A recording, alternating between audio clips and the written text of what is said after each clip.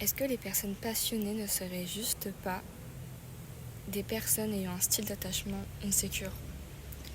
Parce qu'on voit souvent cette représentation-là de l'artiste torturé, de l'amour passionné, de l'obsession dans la culture, dans les livres.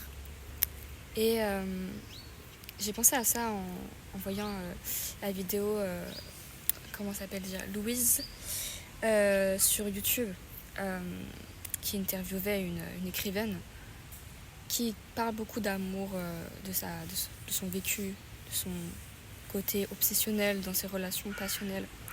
À un moment, elle qualifie les personnes obsessionnelles de personnes très fougueuses, intenses en amour. Mais est-ce qu'au final, ces personnes-là, elles ne seraient pas juste des personnes avec un style d'attachement insécure et cachées, et au final, qu'elles n'ont pas conscience de ce style d'attachement-là? Et si j'ai envie de parler de ça, c'est parce que moi, personnellement, j'ai toujours été très concernée par ça, par cet amour obsessionnel et passionnel, cette recherche d'intensité, cette connexion forte, cette fusion, cette présence presque étouffante, presque nécessaire et vitale d'un amour, d'une personne, de ces ressentis-là très forts. Et je pense que je suis loin d'être la seule, je pense qu'on est même énormément dans ce cas-là. Et en fait, ça fait très longtemps que je me pose cette question, mais pas avec ces mêmes termes-là, parce qu'on en parle un peu plus récemment de ces styles d'attachement-là, et avant on ne parlait pas trop. Et moi je me suis reconnue dans le style d'attachement désorganisé, du coup. Et ce côté intensité-là, ce côté anxieux-là, qui se mélange avec le côté évitant, moi je fuyais dans, on va dire, ces délires-là, romantiques, quand j'étais très jeune déjà.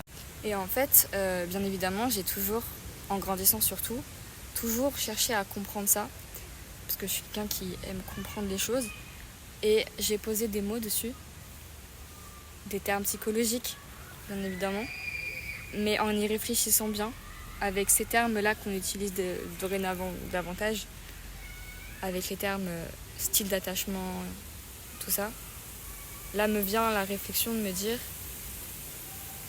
et si cette obsession, et si ces besoins vital, dévorant, c'était pas tout simplement lié à ce style d'attachement désorganisé et le côté bien évidemment surtout anxieux,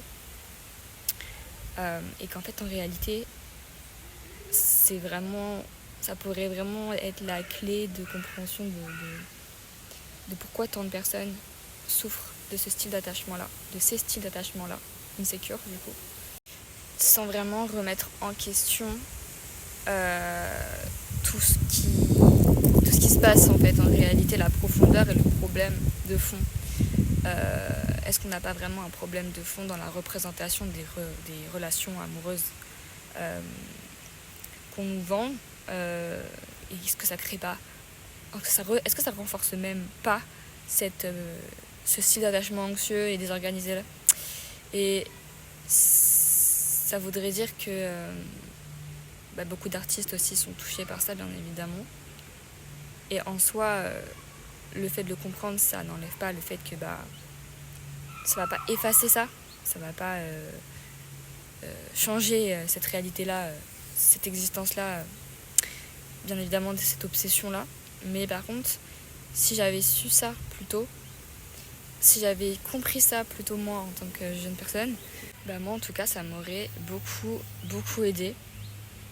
Ça aurait tout changé en fait. Ça m'aurait tellement permis d'évoluer en ayant beaucoup moins le schéma, ce réflexe, ce schéma anxieux et désorganisé. En tout cas, ça m'aurait permis, je pense, de choisir mieux mes relations, de me sortir plus facilement de certains problèmes, de résoudre certains problèmes plus facilement. Ça met moins de temps à cicatriser certaines blessures, etc. Donc voilà, je sais pas ce que vous en pensez, mais j'en suis presque sûre que c'est lié et que en fait c'est pas forcément sain, c'est pas forcément normal, même si ça arrive, bien sûr, hein, c'est pas forcément normal de développer une trop forte obsession sur des personnes, un trop fort attachement à des relations et au point de te couper du reste totalement, quoi. Et c'est ça le danger que ça peut avoir. Et au final, est-ce qu'une personne qui a un attachement sécurisant a ce risque-là, ce danger-là? Je pense pas. Et je pense qu'il y a même des gens qui cherchent pas vraiment à comprendre ça. Ça, c'est un autre problème. Mais en tant que personne concernée par ça, je pense je pense qu'il y a une beauté viscérale, une réalité viscérale dedans. Parce que c'est ma réalité. Quand ça me concerne, au moment présent, c'est ma réalité. Donc c'est une vérité. Donc c'est une émotion véritable qui existe, qui est là. Mais je pense que c'est là qu'arrive la limite entre la réalité saine et le fantasme, entre l'art et la vie, entre toute l'expérience qu'on peut avoir dans la vie, l'expérience extrême parfois, les émotions, et en fait leur équilibre, en fait, quand on passe d'un état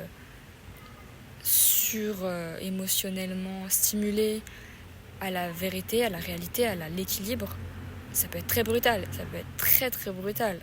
Ça peut être pour des personnes qui sont un peu, on va dire, névrosées ou alors possédant des maladies mentales ou très émotives, ça peut être destructeur, ça peut être horrible, affreux. Et comme on montre beaucoup ça, et comme on nous vend beaucoup les relations amoureuses en général, ça peut aller très loin, ça peut prendre des grandes proportions. Et je pense que y a une sorte de glamourisation de ça, donc, qui est présente dans la société depuis un moment, mais on met sur un peu un piédestal, on valorise les relations destructrices, on valorise le mal-être, beaucoup, surtout aujourd'hui, même si on en parle plus et du coup ça permet de conscientiser tout ça. C'est quand même quelque chose ma génération a grandi et qui nous a forgé aussi. Et donc voilà, c'était ma participation dans cette société sur ce sujet-là. Je pense que la vidéo, j'aurais pu la filmer différemment et j'aurais aimé la filmer différemment, mais je ne trouve pas mon trépied aujourd'hui. Donc voilà.